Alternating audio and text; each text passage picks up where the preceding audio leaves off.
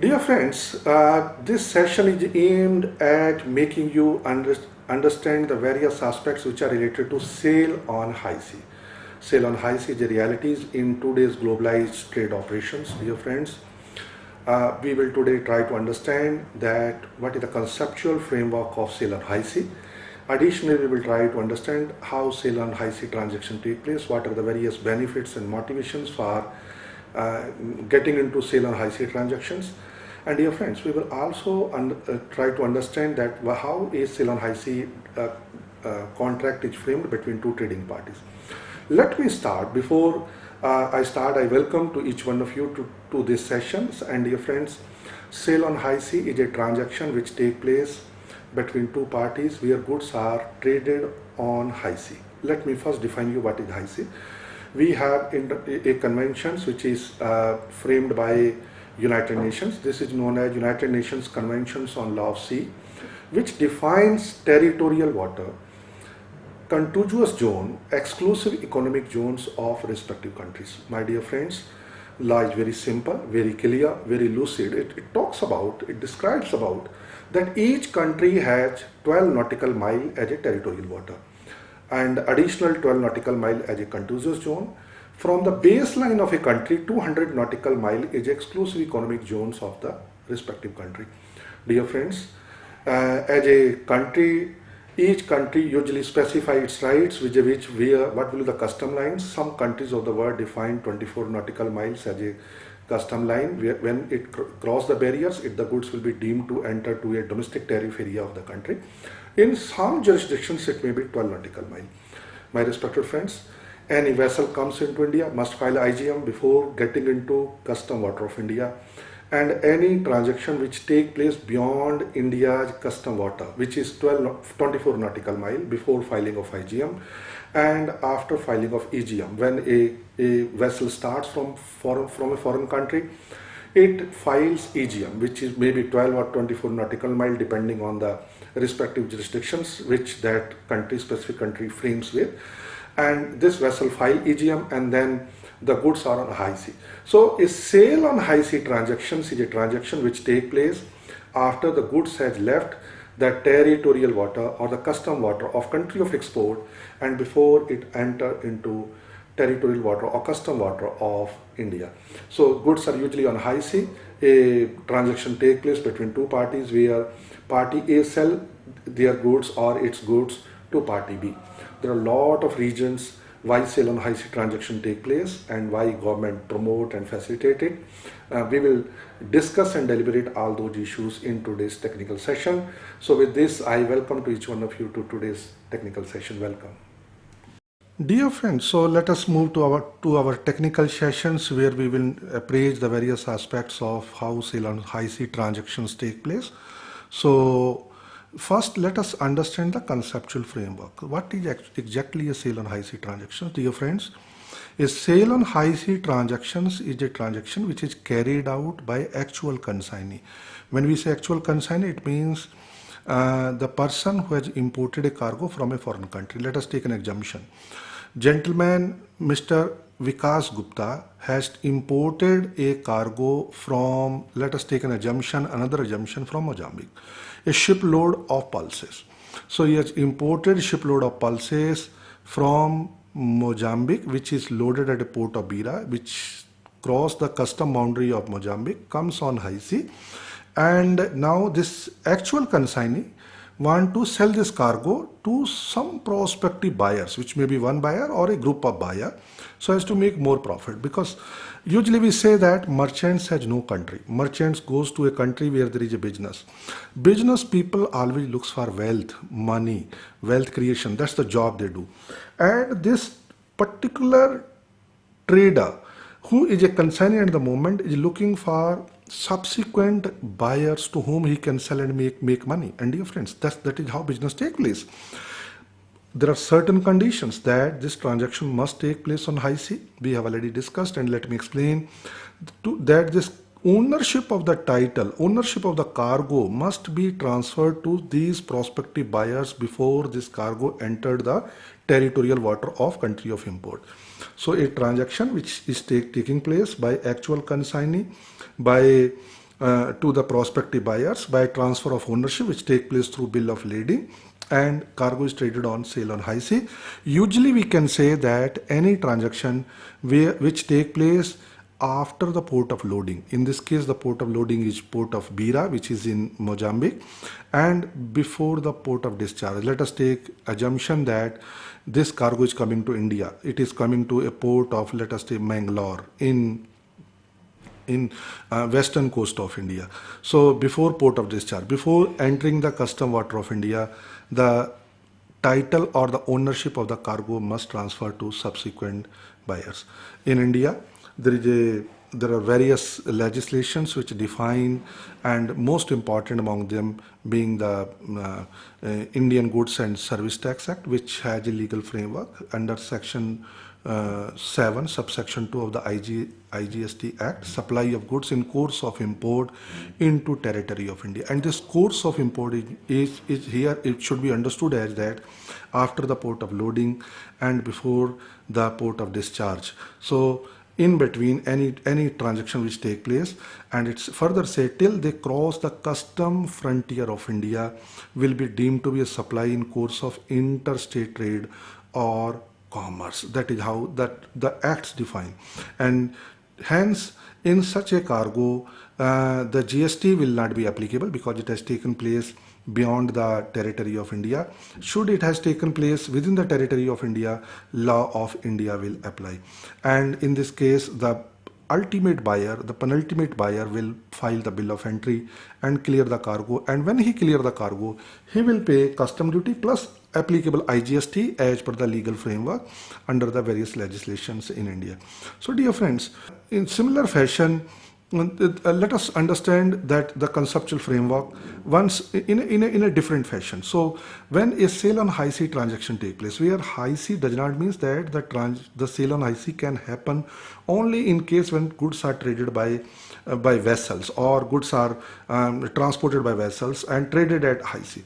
The word high sea is used, it means that sale on high sea can also take place when goods are transported by air.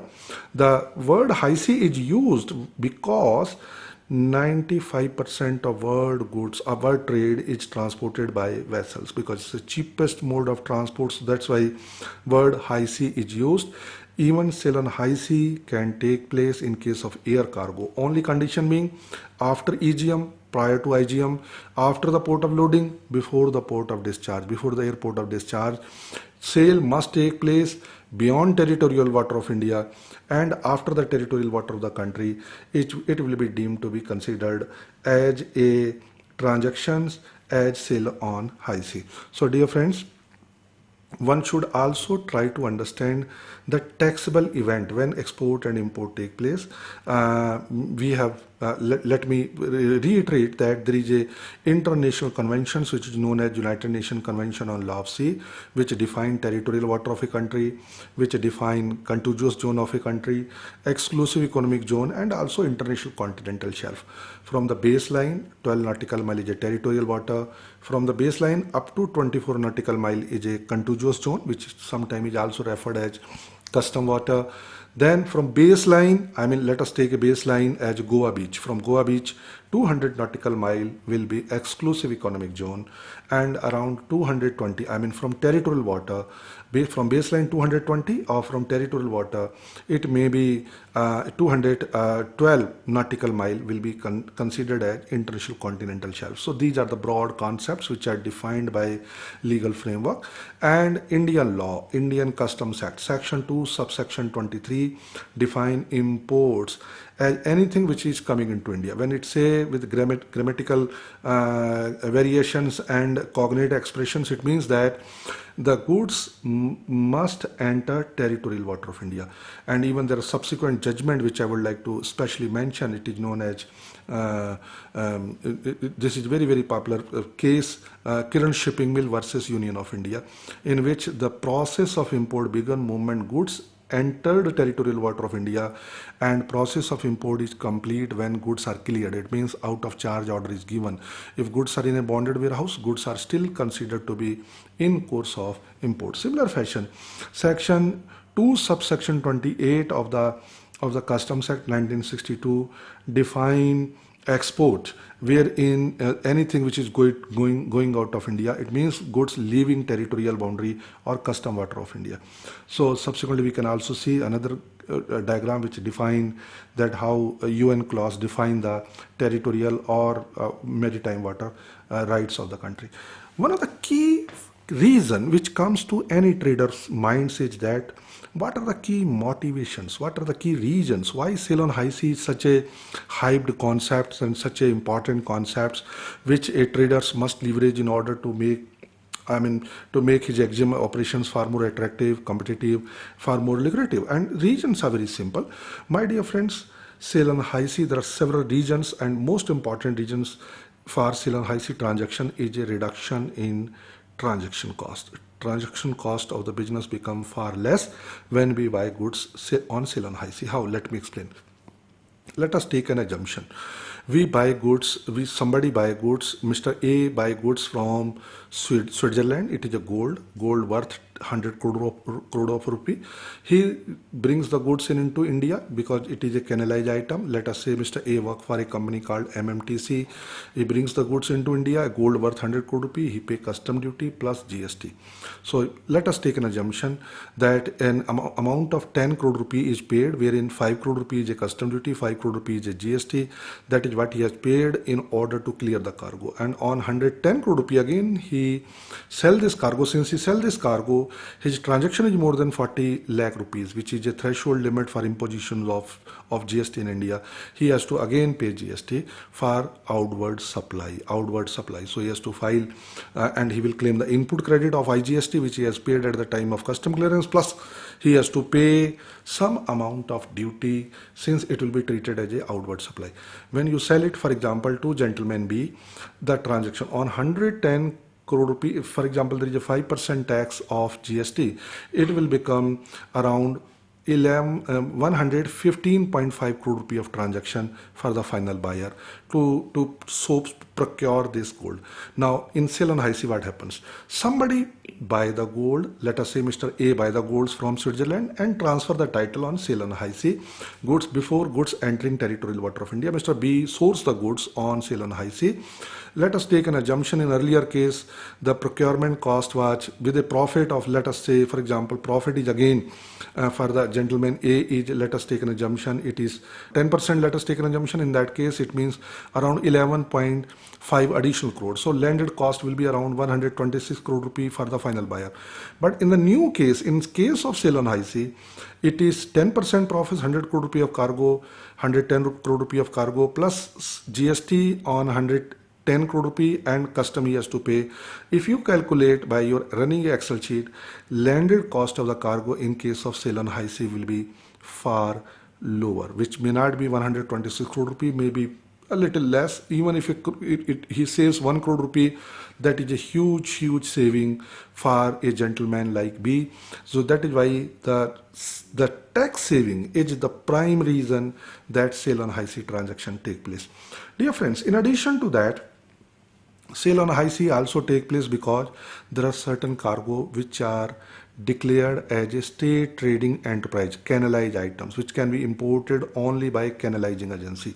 Only, for example, canalizing agency like MMTC, STC, PEC, or in addition to that, for example, in case of certain fruits, it can be APIDA or NAFED.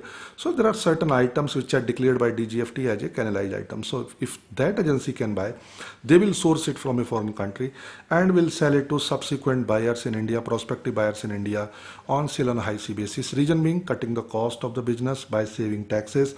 Plus they directly cannot source it from a ultimate supplier abroad because the item is a canalized item. It must be sourced by the notified canalizing agencies as framed and enshrined by DGFT in its Schedule 1 of import policy. Dear friends, let us not forget and must appreciate that the goods which are traded in bulk are also usually traded on sale on high sea. These may be bulk cargo. What kind of a bulk cargo? It can be coal, it can be crude oil, it can be gases. Usually it is a standard and standardized and homogeneous cargo. So homogeneous cargo traded in bulk. I take an example, and you can take other variety of example. Various kind of cereals, various kind of pulses, various kind of edible oil, various kinds of sugar. I mean, which you source from international market. Dear friends, such a bulk cargo is also usually traded on sale on high sea. Let me take an example. For example, there is a businessman who is a coal merchant. He is based in, let us take an assumption, he is based in city of Jaipur. He do a business of, hypothetically, he do a business of 5,000 crore rupee of coal. He sell coals in whole of Rajasthan. He is a popular man in Rajasthan, Jaipur, but he may not be a big man when we discuss about international business. So if we go, for example, to a country to source coal, let us take an assumption, country of export is Australia. He is not a big buyer. 5,000 crore rupees is nothing in coal business. Coal mines are developed, coal mines are sourced, auctioned, then they are developed, coal is extracted, it is brought to particular port from where it is exported all over the world. It requires huge investment, and even if he find a supplier, the cost of coal will be much higher. So coal is usually sourced. So a investor will develop a particular mine, will source the coal, will bring it to port, from where he will transport the coal by using ultra large cargo carrier ULCC to particular destination, where prospective buyer, like a gentleman based in Jaipur, who do a business of coal of 5,000 crore rupee, will approach to such seller who will be offering them far lower price, which otherwise he has to pay. For example, if he go directly and contact, since buying very small quantity, it will be far more far higher prices. When you source it on sale on IC, since this gentleman is worth billions of dollars of company, owns several mines, own his own vessel to transport, and is a wizard of coal trade. He understands in and out of coal trade. So he usually trade in bulk. When he trade in bulk, several kind of efficiencies are created. For example, price become very low, freight become very low, logistic cost become very less. And dear friends, when you have in bulk, then the overall business cost of which trading and documentation and various clearances become also far lower, which makes the cargo very, very attractive and very, very competitive cargo for the prospective buyer to buy to. So bulk cargo and high value cargo, like gold example I have taken, is usually traded on sale on high sea.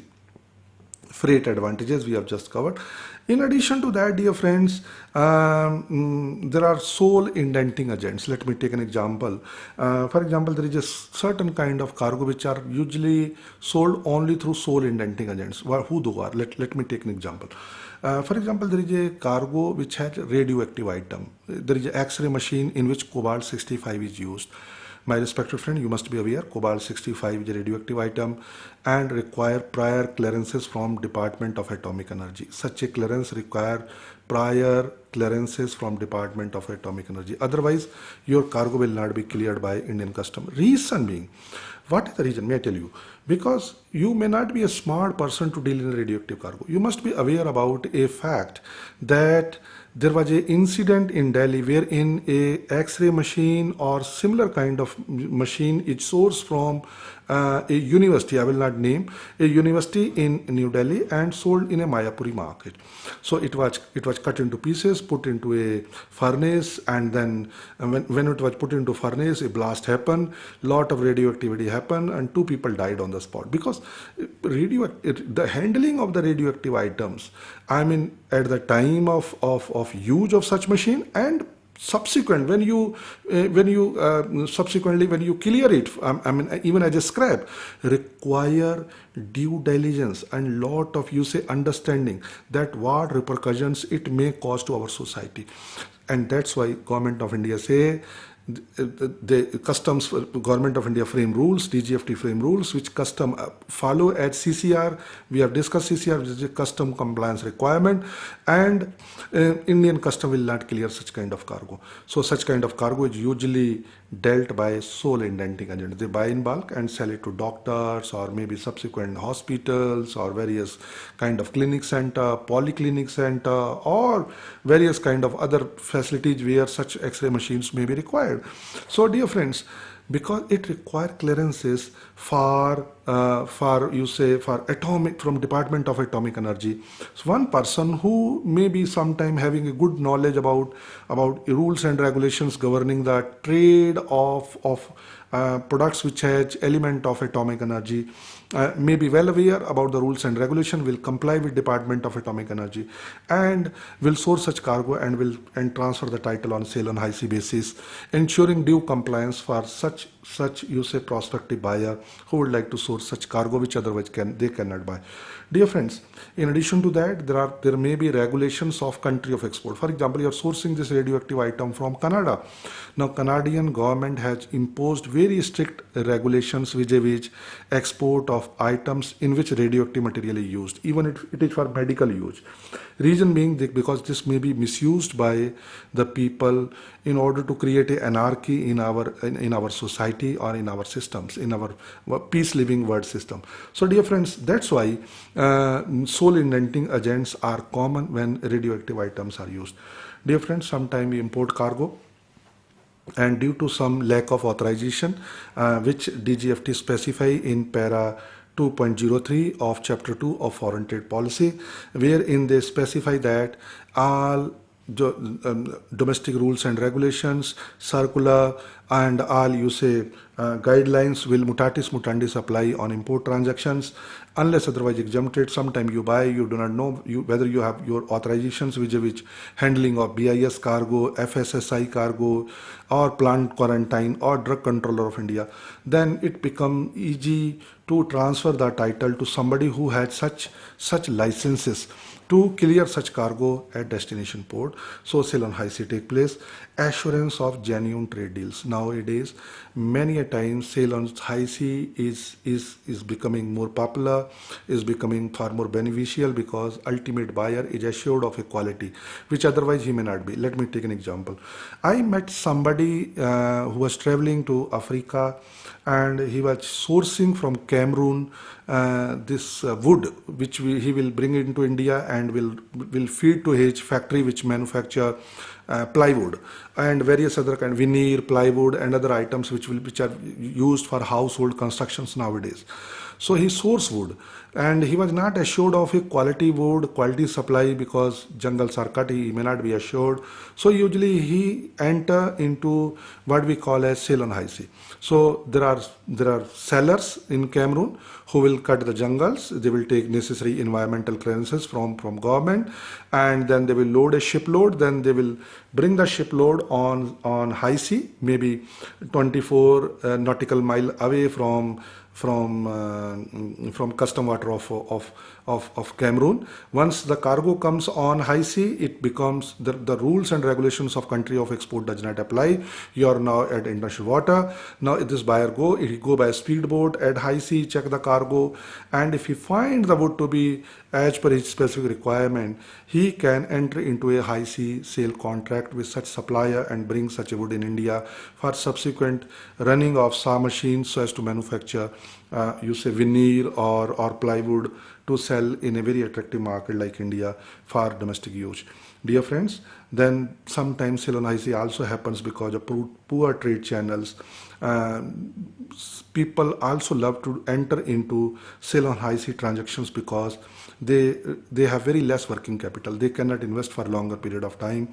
I'll take an example. Indian Oil Company usually buy their oil, HPCL buy their oil on sale on high sea basis from various suppliers. So they source it and they want to cut their working capital requirement, cut their business cycle, because they cannot invest for 6 months down the line or 4 months down the line. But they require oil to refine and to market in a vast country like India. Then quality assurance from dubious suppliers is also one of the fundamental reasons. Free trade zones has also emerged a important network for leveraging sales on high sea, because they are usually treated as a foreign territory. So people buy in bulk, keep it in foreign trade, FTWZ, foreign trade and warehousing zones, and from where they make their supply. Sometimes sale on high sea also take place because of supply restrictions. For example, there are certain countries that do not have a normal trade relations with some countries of the world. Let us take assumption Iran does not have a normal trade relations with United States of America. So now they want to buy certain items which are manufactured in Iran. So they will, US will, somebody will buy it from USA, and if it is not a item which is under a sanction list, let us say it is a food item or medical supply which is not a sanctioned item under OFAC rules, so he will buy the cargo from USA and supply to ultimate buyers in Iran, also obeying the various UN sanctions or OFAC sanctions which are in place for a country like Iran. So these are supply restrictions because of which sale on high sea take place. Dear friends, so various benefits or goods are available at a short notice, we have discussed. Rather than buying the entire shipment, you can buy a small quantity, like coal example we have taken. You can buy a small quantity as per your specific business requirement, and goods are available at a very cheap rate. There is no tax upon tax, so you have a tax saving. And dear friends, you also claim input tax credit so as to cut your cost of business. Various drawbacks are it's a cumbersome procedure.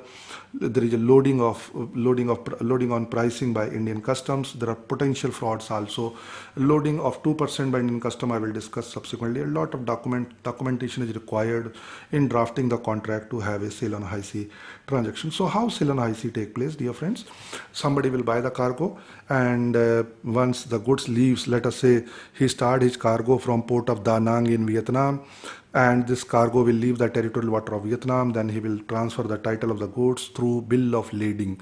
Bill of lading is an important document. For essential feature of bill of lading is document is a contract of carriage, is a document of title, is a receipt of cargo, is a quasi-negotiable instrument. So that's the beauty of the bill of lading, which transfer the title from the original consignee to subsequent consignee by drafting a contract, which is usually done on a 100 rupee stamp, where sale on high sea deed is framed between such actual consignee to subsequent consignee. And this stamp date of such stamping of such contract must be after goods left the territorial water or custom water of country of export and before entering the custom water of India. This is a precaution you should take. The deal must be done before filing of IGM. It means the title must be transferred to ultimate buyer before goods entered the custom water of India. And same goods can be sold again and again. I mean, can you sell the same goods like your property flat? You can sell it to somebody who subsequently can sell it to somebody, because it's a title issue. Once you own a title, you are entitled to sell it to subsequent buyers. Similar fashion, sale on high sea can also have a string sales. When I say string sales, sale upon sale upon sale, same cargo may be traded 4 times, 5 times, 10 times, 15 times, and in case of crude oil, even for a larger number of times. Dear friends, sale must take place beyond territorial jurisdictions of India. That's the major precaution that I'm repeating again and again, that you must keep in mind. And dear friends, no GST will be applicable on such sales which happens on sale on high sea. Dear friends, there are certain precautions which must be taken. For example, when goods title is transferred, you must file an amendment in the IGM so as to change the detail of the cargo. Since in our previous sessions we have discussed that the detail of bill of entry matches with that of IGM. If the details does not match in EDI system, there will be an error. So you have to make an amendment in your bill of lading or in your IGM. It is better that amendment must be filed by such penultimate buyer in the IGM so as to ensure proper custom clearance at destination port. Usually sale on high sea contracts are done either on CFR and CIF. I will recommend always do it on CIF, because other Incoterms cannot be used because you are between two ports. So other Incoterms, for example, XWork, FAS or FOB can be used at a origin port, and subsequent like CPT can be used in, or CIP or DAT or DDU or DDP can be used in country hinterland. So dear friends, only two Incoterms which are between two ports are CFR and CIF, which you can leverage in order to draft such kind of contract. 2% HSS load factor is a common practice by Indian customs, which they will charge in case the differential in price between the at what price he source and at what price the actual consignee sell the cargo is less than 2%. 2% HSS load factor, high sea sale load factor will be charged. In other cases, it will not be charged. Dear friends, ultimate buyers take the responsibility to clear the cargo at destination. He pay custom duty plus IGST and all other notifications, exemptions and entitlement will be available to him. If he otherwise, if he have directly imported or if he is clearing the goods on sale on high sea, custom treats both the transactions same. Only requirement is that they will ask you for subsequent sales, I mean the price they want to know, and they will ask you sale on high sea contract, so as to understand that at what price the cargo has started and at what price the cargo is finally reaching in India. And final buyer will be entitled to claim input tax credit, IGST, which has been paid. He can claim it. It cut his business cost significantly and makes his transaction to be an important transaction. Dear friends, the final buyer will also be entitled to same and non-discriminatory rules, which classification, rate of duty, notifications and benefits which are applicable to similar imports in case of a normal sale. So these are some of the details which I would like to share with you all vis-a-vis drafting of sale on high sea contract. And I request all of you, should you require any additional detail, please be in touch. We shall provide you any additional detail on sale on high sea. So with this, we end our technical session. Thank you very much. Dear friends, we have well understood today that what is a sale on high sea as a concept, and what is the legal framework governing it, what are the various acts and legislations which has its impacts or its touching legal boundary vis-a-vis the sale on high sea transactions, what are the tax implications, and what are the various motivations and benefits involved in sale on high sea transactions. Dear friends, we have also understood how contract is framed, what specific precautions an exporter or an importer if they have to keep in mind while executing a sale on high sea transactions. For sale on high sea transactions are reality for certain type of cargo, for example bulk cargo, speculative cargo which is sold by sole indenting agents. In addition to that, sale on high sea is also a very popular method when there is a short-term shortage of some essential food or some such kind of item, thereby creating urgent need to procure them on sale on high sea. It cut cost, it facilitates both exporter and importer, and it's a business reality because it's create win-win situation. So let us leverage sale on high sea transactions in our export and import transactions. With this, I thanks to each one of you. Thank you very much.